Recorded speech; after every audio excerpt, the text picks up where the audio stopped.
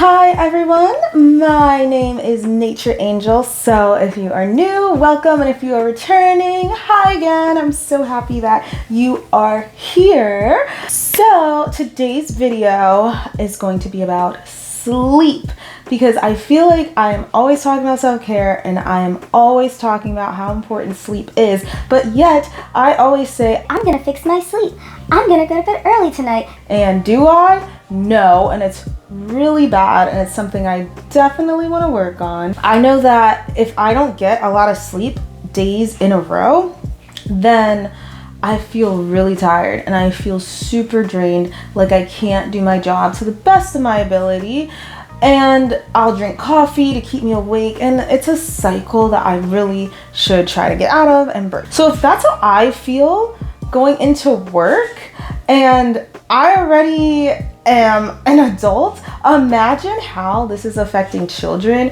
who are growing up at a rapid pace, or who are in middle school, high school, going through puberty, and their body is changing, and then they're not getting sleep. Imagine how not having sleep is affecting them. When we sleep, our brain is recharging and kind of gathering everything that we learned throughout the day. So this happens during deep sleep, and our brain will sort of consolidate all the information that we learned. Think of it as like your short-term memory. It's trying to figure out what from your short-term memory needs to go into your long-term memory. That is what happens when you are sleeping. So if you aren't getting any sleep, are you going to remember things? No. So that's what this video is going to be on, how sleep is affecting our children in the school. So if this sounds interesting to you, then definitely keep watching.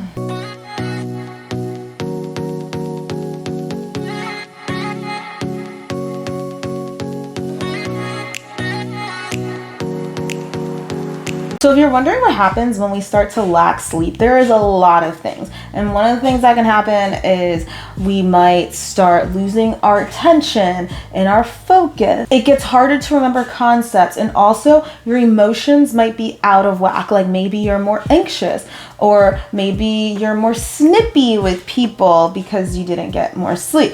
I know that happens as an adult. It definitely happens to our children. One of the things, like the amygdala, which helps regulate and control emotion, if you are not getting the appropriate amount of sleep, it didn't really get a chance to recharge.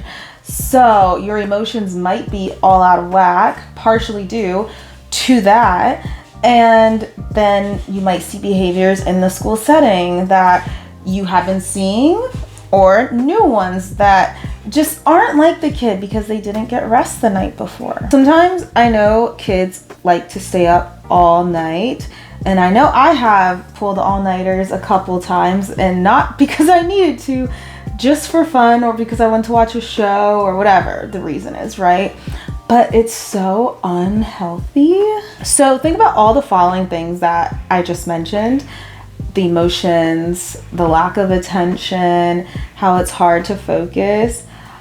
And on top of that, add in difficulty with problem solving and difficulty with being more creative. So if you have a kid that isn't really creative and isn't really able to solve problems that seem easy, or they were able to solve them before and now they're having difficulty, lack of sleep can affect those things as well. So all of this to say, if you have a student that might seem like they are angry in class, or they're sleeping with their head down, or they have poor memory, they're lacking creativity, one of the important questions that we should ask about this student is, how much sleep are they getting?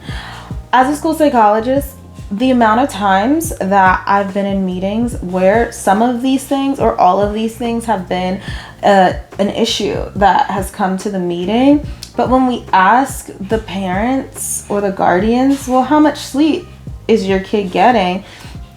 And they're like, well, they're up most of the night. Or you ask the student, and they're like, yeah, I get like maybe 1 hour of sleep. I stayed up till 4 or 5 in the morning. Then you're like, oh, okay.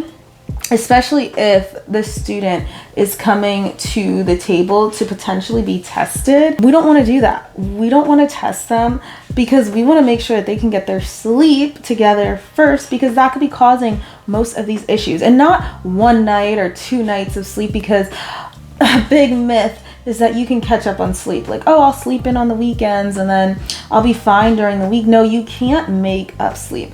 So if you are trying to have a healthy sleep schedule, it needs to be consistent.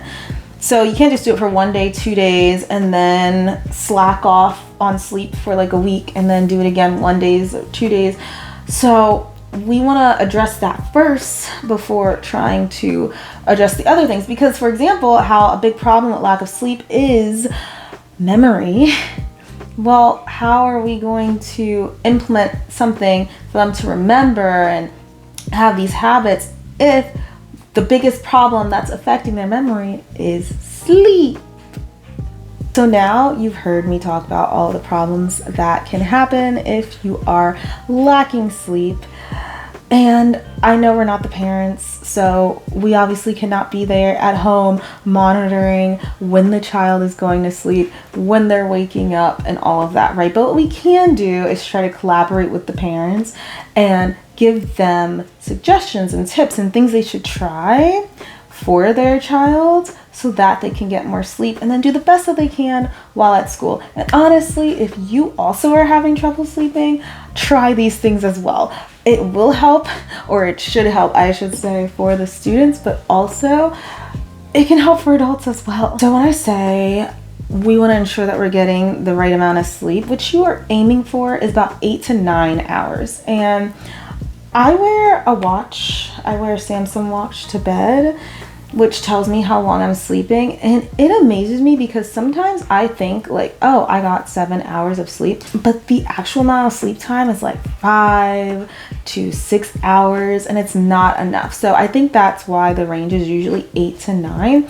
because you wake up during the night, and that's not everyone. Like, some people might wake up more than others, but you just want to ensure that you're getting the right amount of sleep. So anyway, let me give you the tips that you can try for better sleep. The first one is having consistent times that you are going to sleep, both on the weekday and the weekend. So that's a big problem for me. I'm supposed to be up really early on the weekdays, but then on the weekend, I like to go to bed at 4 in the morning and then sleep until 2 p.m. But then Sunday comes and I'm expecting myself to go to bed by 10 or 11 p.m. If I just consistently go to sleep around the same time and wake up at the same time, that will help your body be like, okay, it's time for rest. Second thing is try to not have any screen time at least 30 minutes before you plan on going to sleep, because the blue light affects how your body is reacting and waking up.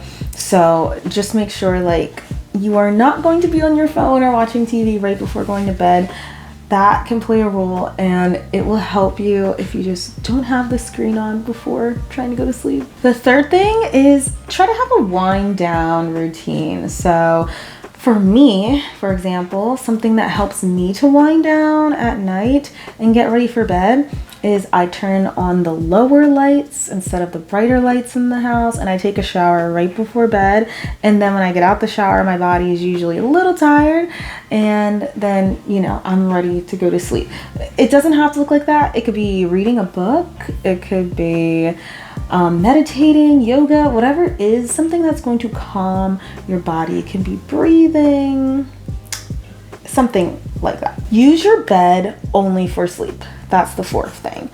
Because if you are in bed doing work, or you're in bed and you're just sitting on your phone, your body's going to associate it with that. But if the only thing you are doing when you get to bed is sleeping, then your body's going to associate, oh, I'm getting into bed, it's time for sleep.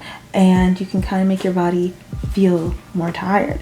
Like you're kind of tricking your body into, okay, this means it's time for me to now go to bed. Last thing, the fifth thing that I'm going to give is expose yourself to natural light. So I am really sensitive to light and I have blackout curtains. But if I want to help myself to get a more regular routine, it would help to have the curtains open and let in the natural light in the morning, because then your body will get used to, okay, it's day, and it'll naturally wake up. Just like how we naturally tend to feel more tired at night, if we then let in the natural light, our bodies will help us to wake up during the day.